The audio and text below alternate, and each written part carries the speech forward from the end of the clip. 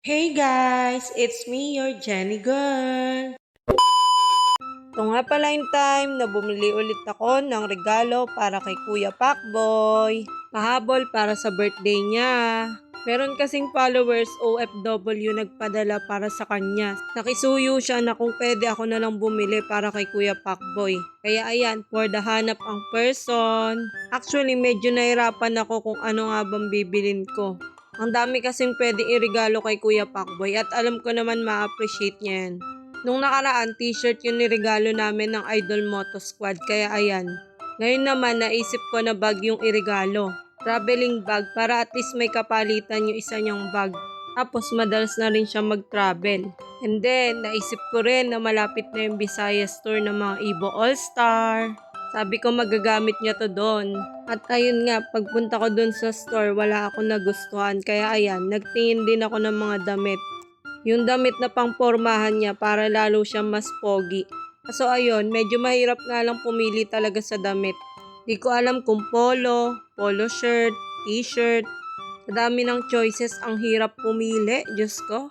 Kung san-san na ako napadpad. Pati short ay tumingin din ako.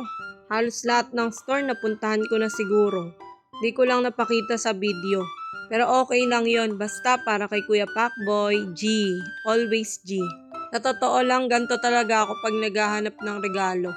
Ang tagal ko pumili. Iniisip ko kasi yung riregaluhan ko kapag bumibili ako ng regalo. Gusto ko kasi kapag nagregalo ko yung hindi basta-basta.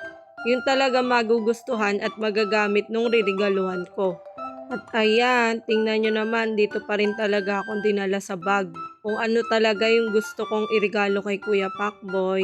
Dami ko napuntahan, finally nakahanap na ako. Noong mga time na yan, nag-remind na yung mall na pasarado na daw sila. Ayan, sabi ko sa mga cashier, nagbablog ako kaya ayan, kumaway sila. Nakakatuwa lang din, kakilala ko yung cashier dito, yung lalaki. Ayan, shout out sa'yo, Bench. Unexpected yung pagkikita namin dito. Ilang years din nung hindi kami nagkikita, tapos dito lang pala kami magkikita. Dito na pala siya nagwo-work.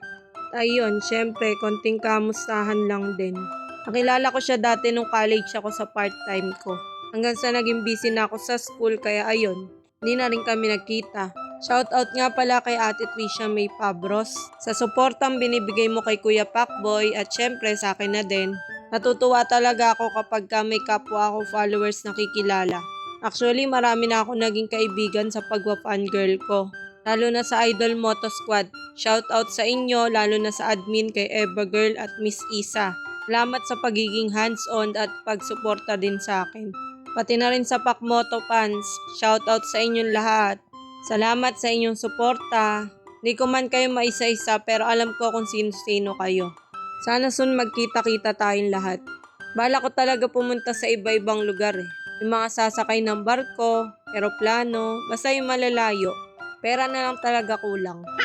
Pero malay nyo soon, diba? Why not? Ni isa-isa ko na ang tandaan ng mga probinsya nyo. Para in case na mapunta ako dyan, at least may contact na ako. At para ma-meet ko na rin kayo. Sa ngayon, manifesting muna siguro. Looking forward na magkatotoo soon. Basta kapag napunta kayo ng Manila, sabihan nyo lang din ako. Kasi gusto ko din talaga kayo ma-meet at makilala lahat. Lalo na yung mga OFW na uuwi ng Pinas. Yun lang naman. Maraming salamat sa panonood.